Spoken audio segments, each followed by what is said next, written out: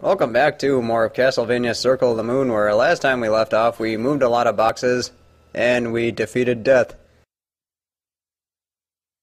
So what I'm going to do now is I might as well show off the Apollo and Thunderbird. And this was something for some reason I couldn't get done with a control stick, but it works now when I use the D-pad, and I have absolutely no idea why, because you would think the control stick would be better suited for this stuff, but I don't know, what do I know? But anyway, the Thunderbird one's very useful. You can not only do a lot of damage, but it can also stick to your enemies and then just do a bunch more damage that way. But yeah, I want to get the parts back now since I did end up beating death. So the important thing is just to keep going back and forth, and honestly it's not that hard to do once you have the right equipment. And fortunately we are going to come across a section where we can get some heart power-ups. And let's see, since we're here, let's just go ahead and get our luck back. And yeah, I decided to re-equip the Venus and Mandragora card just because it's never too early to stock up on items.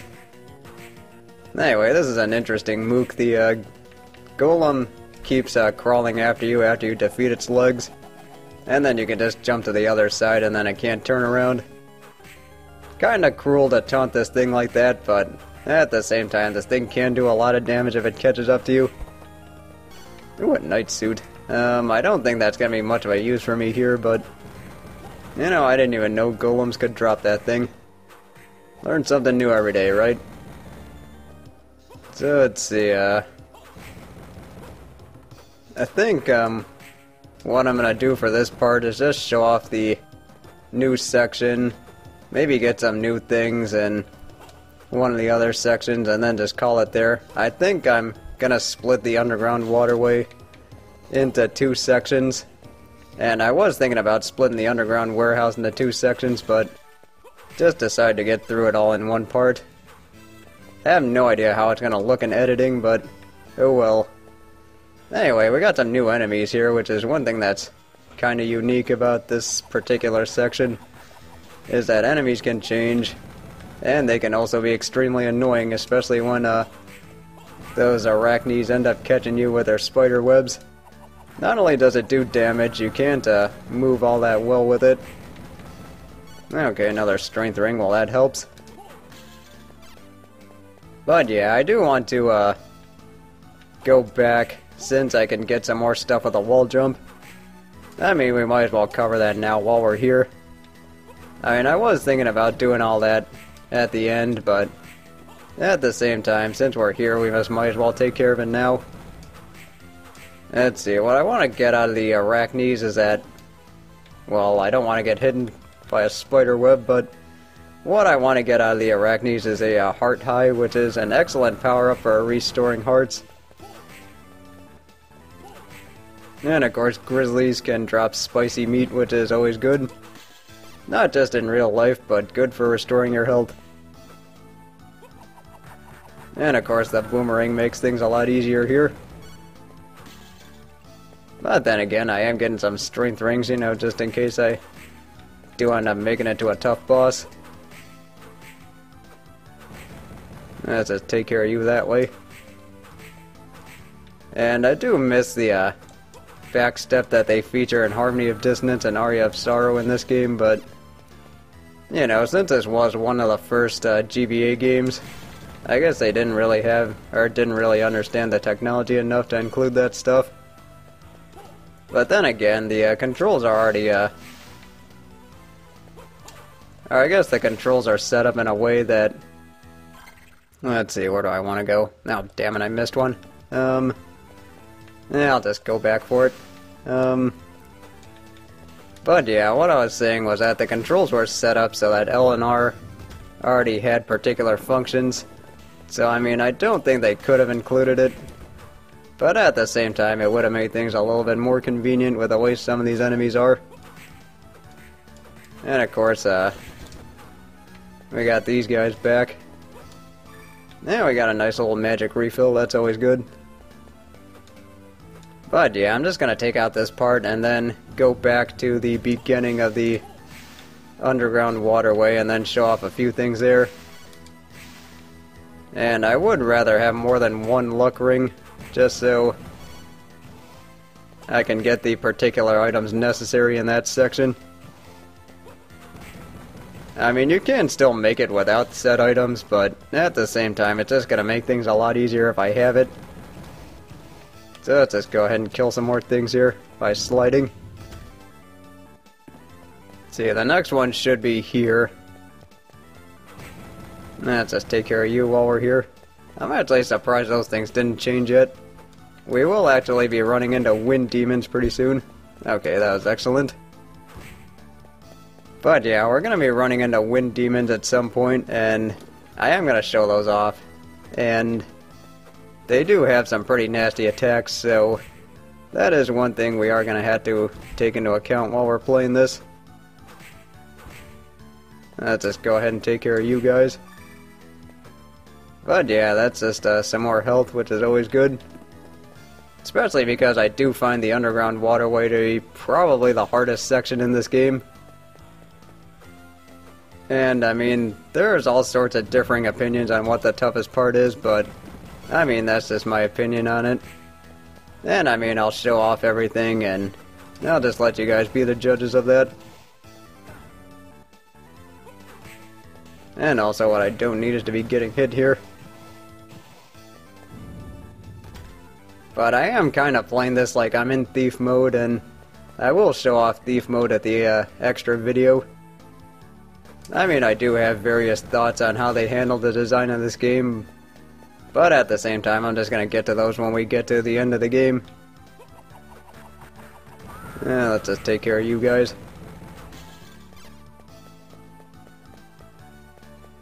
But yeah, the problem is it's pretty easy for those enemies to get the drop on you if you're not careful. Especially if you weren't prepared for new enemies to show up. And just like I've said before, it's when you let enemies gang up on you is when you get into trouble. Of course, it is pretty easy to get ambushed by projectiles off screen. Alright, let's just take care of you. And then, yeah, let's see, there is one more thing I gotta show off in this section. And then we're just gonna go ahead and get going to the next section. Let's just turn you around. And yeah, that's really the easy way to take care of these guys, is just to, make sure they commit to attacking one side and then jump over them and then just end up doing your damage that way. But yeah, more block moving, that's always fun. And then, see, we got another round with Arch Demons. And it is really important that you learn how to jump over these projectiles later in the game, because they're going to be throwing a lot more incarnations of these guys, and they are not going to be necessarily placed in the easiest spots either, so that is something we are going to have to learn as this game goes on. Let's see, I've got a short little trek up. So let's just go ahead and take care of that. Definitely easier with the double jump. But yeah, I do kind of like the pace I'm making with this Let's Play. And overall, this is one I'm definitely getting done a lot quicker compared to some of my other ones.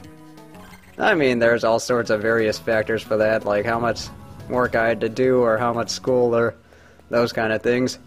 But anyway, here we are at the underground waterway, and the reason you needed this cleansing is because that's poison water that would be hurting us if we jumped into it. And unfortunately, this is one of the bigger screw-ups that the game made in terms of how they designed it, because I know this happened to me, and I know this happened to a whole bunch of other people I've seen play this before for the first time, but after you break the statues, we end up going to this section, and then find that it's either way too hard and we keep getting ourselves killed, when it turns out that we weren't supposed to go there at all, until much later on. And I just wish the game would do a bit more when it comes to telling us, yes, I got it, when it comes to telling us how to go about handling that stuff. Anyway, the reason I'm ecstatic is because I got the Neptune card. And the Neptune card is going to be essential for my survival here, because let's just show off what this does. Yeah, since I have the Neptune and Serpent equipped, ice attacks will not hurt me. In fact, they will use up magic and they will heal me, just like so. But it is pretty easy to run through magic here. Anyway, the reason I need that one a lot is because these ice armors are very tricky to deal with, and if they do get the drop on you, they will cause you a lot of problems, because when you get frozen, of course you end up standing still, and you're a lot more susceptible to damage, which is going to be responsible for causing a lot of deaths in this particular part. Because if you do end up dying in this part, it's probably going to be because of these guys. And then there is one other particular ice demon that we'll run into much later. But see, he's not going to be as tough to oh, then again, he is pretty tough to deal with. And I am definitely going to need the Neptune and Serpent combination when it comes to dealing with him too. But yeah, I am hoping to find a better armor soon, because I don't really think the Rainbow Robe is going to hold up that much longer. I mean, I do like the extra intelligence that I get from it, and also all the other attribute boosts. But at the same time, I am going to have to go for a better armor pretty soon. The good news is I do know where to find them, so that's not going to be too tricky. But the gimmick here, even though I probably should have talked about this a lot earlier, but the gimmick here is that you have to... Oh, hey buddy. You have to hit switches in order to... Okay, I want this. Yeah, hit switches. Let me just collect my thoughts here while I'm getting ambushed here. Hit switches in order to... Let's just kill you. Move blocks in order to create stairs. But you use these said blocks in order to go across the section. And sometimes they will seal off certain other parts of the underground waterway. And you do have to use them carefully in order to navigate your way through this place. And I did not need that. Alright, just go ahead and get out of here. Now, you know what? You get to die for that. So, let's see. This thing, I don't think I can get without the rock wing, which is actually what we're gonna get after we beat this section. But let's just keep going here. But yeah, this is probably my least favorite section, just because it is kind of tedious. It does require a lot of difficult jumps, and also a lot of obnoxious enemy placement too. And also getting frozen, which is never any fun. But yeah, I also do find this to be the hardest part of the game, because... Okay, well, lesson learned this time. But anyway, I do find this part to be the hardest because it's just so easy to find yourself running out of health, and then it's also easy to get yourself killed if you're not careful.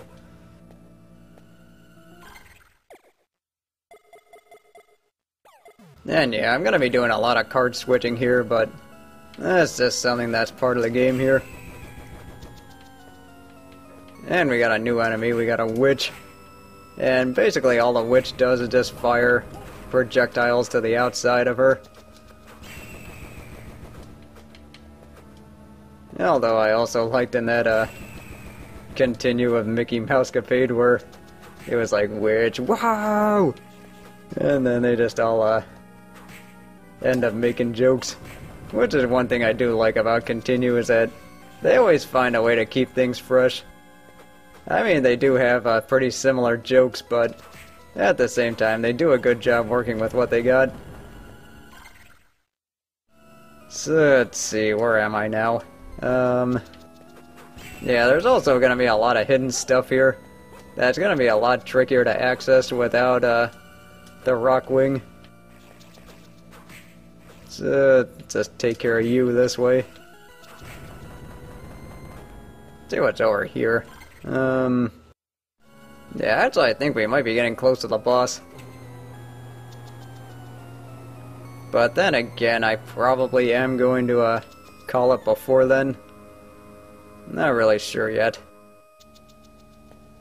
Alright, where are you stupid witch? But yeah, these things aren't too tough to deal with, it's just whenever they're obnoxiously placed they become a problem. Let's see, what did that do? Well, I guess I gotta find out soon enough. I don't like where this is going. Yeah, that's the thing with this particular part, is you really do have to be careful about what's trying to kill you and what's, and where it is. So let's just get going here. Should be running into that ice demon pretty soon. Okay, I could always use another one of these. And the good thing about the star bracelet is that we do actually get a different version of it. And this is called the poor man's double grips, which will make a lot more sense once we actually get said double grips. Okay, yeah, I guess I needed to hit that switch in order to make it up there. And that actually worked out to my benefit. But yeah, the puzzles are definitely a lot trickier than they were in Section 6, which was the underground warehouse. Oh, hey buddy. Yeah, this is not something I was looking forward to. Alright, you die. And let's just switch here. Because I think the siren does have a pretty important item. Actually, I don't really know how important it is, but at the same time, I don't really need to, you know, it's one of those better safe than sorry things. Let's see, what do we got here? Oh, wait, I think this is where we run into the ice demon. Yeah, you can tell I'm kind of on edge with this section just because, it is kind of nerve-wracking to see what you run into, and also because there are so many new enemies here. I mean, most of them are actually, like, sprite retreats of, yeah, this is why I wanted the Neptune card. But anyway, a lot of these are just retreats of old enemies, but at the same time, they are very dangerous still. And like I said before, this is exactly why I wanted the, Neptune and Ice combination. Oh, damn. Kinda hoping for an item there. Oh, we got hearts. And more hearts. Always good. So, let's see, yeah, this is only gonna be a short backtrack, but at the same time, just one of those things that has to be done. Okay, that's what we need to flip that switch for. Yeah, that's how this, section gets kinda confusing, is because they, just go through different stuff, and then you realize that you had to flip a switch when you didn't, and then that's just how you end up running into trouble here, because you're probably dying, and then you have to go through another tough section, and then you end up getting yourself killed that way. But see, with these, lizard men, it's easier to get them to try and stab you, and then that way they're, open to attack. Except when you miss completely. Alright, let's just do it that way. And jump and take care of you. Yep, that's an easy way to go about doing that. And see, what I am enjoying about this Let's Play. You know what, I think we're up to the boss now, but what I am enjoying about this Let's Play is just showing off a game I really like, and this is one I am definitely having a lot of fun with. But since we're at 20 minutes, I might as well just call it here, so join us next time as we find out who the boss is of this section, and also get one of the best items in the game. I will see you then.